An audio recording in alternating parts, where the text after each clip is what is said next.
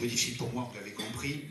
Mais je me souviens de l'année dernière où j'étais dans cette salle et je défendais le cinéma de l'association Maison pour tous. Aujourd'hui, je défends ma position. En novembre 1986, se tenait l'Assemblée générale de l'association Foyer Rural qui votait le principe d'un poste d'animateur, puis ma nomination. Sur l'initiative de Jacques Krimpf, je rentrais de ce fait à la Maison pour tous et devenais employé municipal à plein temps pour développer le cinéma et le spectacle. Les deux maires successifs, Jean-Pierre Bottero, et Jean-Yves Huette, m'ont maintenu dans ces missions et ma mise à disposition auprès de l'association. Merci de leur confiance. Ainsi qu'à Philippe Vizier, témoin privilégié de mon travail pendant 19 années dans ses responsabilités à la mairie et à la Maison pour tous. Mon cadre de travail est fixé par une note d'organisation depuis 2002. La salle est labellisée AREC Jeune Public, label que j'ai réussi à maintenir depuis 25 ans par une programmation équilibrée. Je soulignerai deux choses simplement. L'initiative du projet de rénovation de la salle de cinéma et mon implication forte dans le ciné-festival créé par Waltraud Verlagui en 2003 et accueilli avec enthousiasme par le président de l'époque, Fabrice Saint-Van. Le cinéma a une fréquentation supérieure à la moyenne nationale. Monsieur le Président, vous l'avez souligné tout à l'heure. Une étude montre un indice de fréquentation élevé et une exploitation performante. Pour le spectacle, j'ai œuvré avec Philippe Vizier en faveur d'une programmation certes réduite, mais de bonne qualité, avec très peu de moyens financiers alloués et une moyenne constante de spectateurs. Avec Yves Correwinder, nous avons fonctionné pendant 5 ans, en confiance et de façon plutôt amicale et positive. Pour répondre à la question qui a été posée à cette Assemblée générale, pendant le conflit, une seule personne, issue du CA de l'association, est venue me voir afin de comprendre ce qui se passait. Jean-Philippe Drijard, Desgarniers. À aucun moment, je n'ai été invité au conseil d'administration pour m'expliquer. En septembre, le président me dit, lors d'un entretien, qu'il allait me mettre dehors.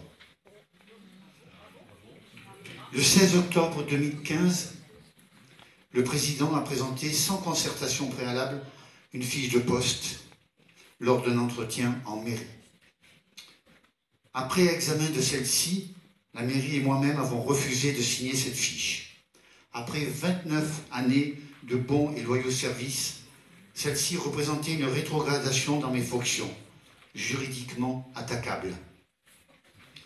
Mon employeur a alors établi une deuxième fiche de poste. Les responsables de la Maison pour tous ont refusé de la signer.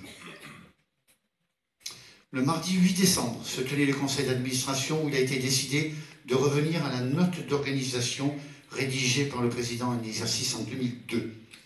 Le mercredi 9 décembre, à 10h47, cette note d'organisation transformée en fiche de poste m'a été envoyée par le président. Le jeudi 10 décembre, au matin, j'en prenais connaissance, ne travaillant pas le mercredi 9. Le jeudi 10 décembre, 17h54, je recevais un courrier m'enjoignant de signer immédiatement et sans délai.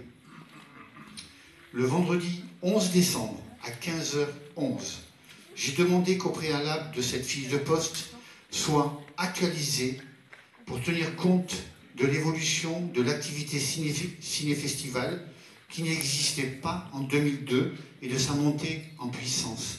C'est tellement vrai que même mon président de l'époque a reconnu que les 40 heures que je passais au ciné-festival étaient ridicules. Tellement c'est une tâche importante. Par mail, du vendredi 11 décembre à 23h28, je reçois un message avec lettre jointe du président de la Maison pour tous m'informant « J'ai perdu suffisamment de temps.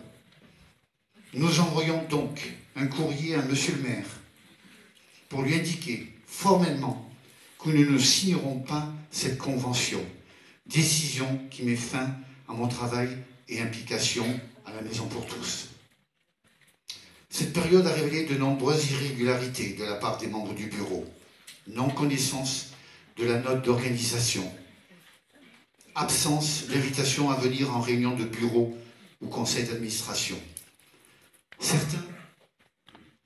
Certains ont fait acte d'un autoritarisme déplacé, de chantage à la signature, d'emportement et d'une certaine virulence dans les propos envers moi, de pression manifeste.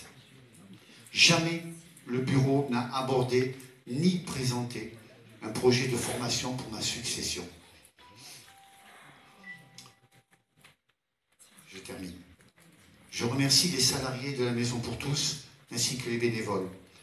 Cela m'a été d'un grand réconfort pendant cette période difficile et éprouvante. Merci aussi à tous ceux, ainsi qu'à mon épouse, qui a été en permanence à mes côtés et de m'avoir supporté dans ces moments difficiles. Adhérent de la première heure de l'association jusqu'à ces dernières années, et après 3 décennies de travail reconnu, d'investissement, d'engagement et de loyauté totale, je souhaite que la Maison pour tous apprenne de façon moderne et professionnelle. Merci.